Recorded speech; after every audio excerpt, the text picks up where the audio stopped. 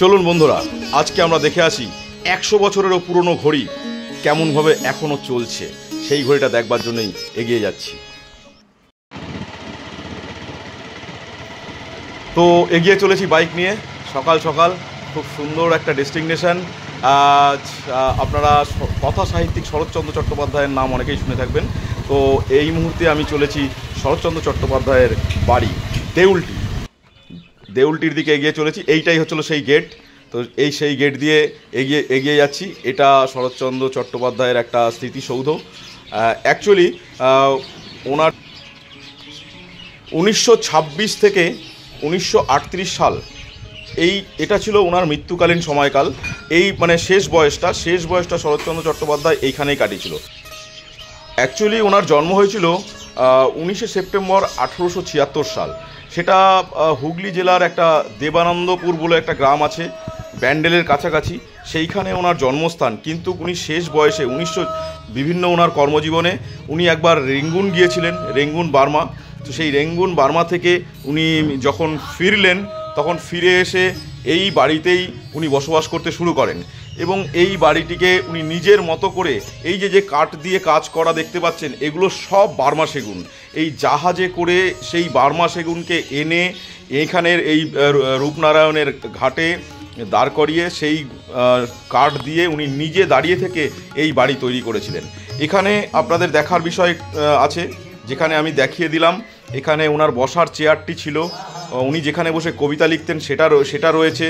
এবং যে এই ঘরটা হচ্ছিল কি, তখন ওই সময়কালে বিভিন্ন যারা আমাদের বিপ্লবীরা ছিল, সেই বিপ্লবীরা এই ঘরে এসে মিটিং করতো। ওখানে ওনার কিছু সংগ্রহের বইপত্র রয়েছে।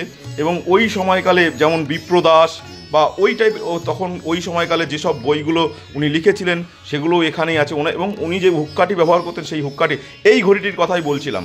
এই ঘড়িটি 100 বছর ধরে নির্দ্বিধায় চলছে। এখনও এটাতে কোনো ব্যাটারি বা ইলেকট্রিক সংযোগ নেই, সম্পূর্ণ চাবি দিয়ে চলে। এক সপ্তাহে একবার করে চাবি দিতে হয়। সত্যি খুব এইটা একটা ঠাকুর ঘর। এই ঠাকুরটা বেসিক্যালি এখানে থাকে না, এখানে ছিল না। এই ঠাকুরটা ছিল এই বাড়িটার ঠিক পেছনে, এই ঘরটা, এই যে বাদিকে টালির ঘরটা। আর ওই ঘরটাই ছিল ওনার বেসিক্যালি। আর এই ঘরটা ছিল ওনার ধানের গোলা। তো এই সব পুরনো স্মৃতিগুলোকে এখনও বিজড়িত করে রাখা আছে। এটা ছিল ঠাকুর ঘর, কিন্তু এখন সেই ঠাকুর ঘরে আর ঠাকুরটি নেই। সেই ঠাকুরটিকে নিয়ে যাওয়া হয়েছে ওনার শোবার ঘরটা বা বসার ঘরটা যেটা আছে সেখানে। আর এই যে দেওয়াল দেখতে পাচ্ছেন, এগুলো সব খড়িবর্গার। আর এইটা ছিল ওনার বসার ঘরের পেছন দিকটা। এবার চলুন একটু ওপরের দিকে ঘুরে আসি। ওপরের দিকে খুব সুন্দর আছে কিছু আকর্ষণীয় বিষয়।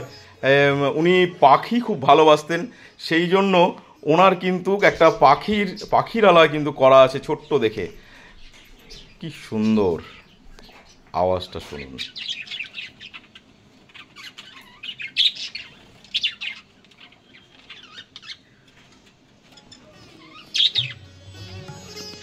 অসাধারণ পাখির কলরব। এই পাখির কলরব থেকে বেরিয়ে সত্যি মনটা মোহিত হয়ে যায়। অসাধারণ। এই সামনেই ওই যে দেখা যাচ্ছে, ওটা অ্যাকচুয়ালি রূপনারায়ণ নদী। ওনার বাড়ি থেকে একদম সামনে ওই যে এটাই নদী। তো রূপনারায়ণ নদী, উনি যেখানে কবিতা লিখতেন বসে, ওখান থেকে। তখন নদীটা আরও সামনে ছিল। এখন তো নদীর পাড়টা আস্তে আস্তে চড়া পড়ে একটু এগিয়ে গেছে।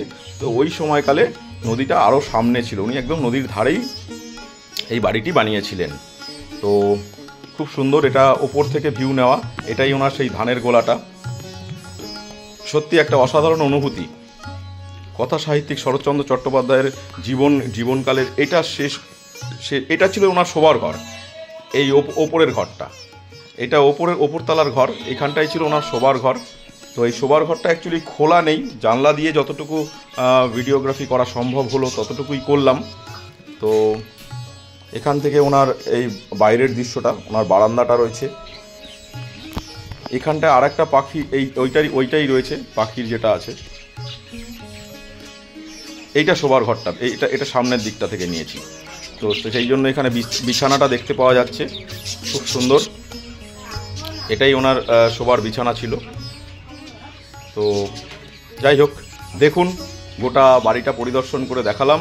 আপনাদের কেমন লাগলো জানাবেন। এটা ওনার ওই স্মৃতিসৌধটা বানানো আছে।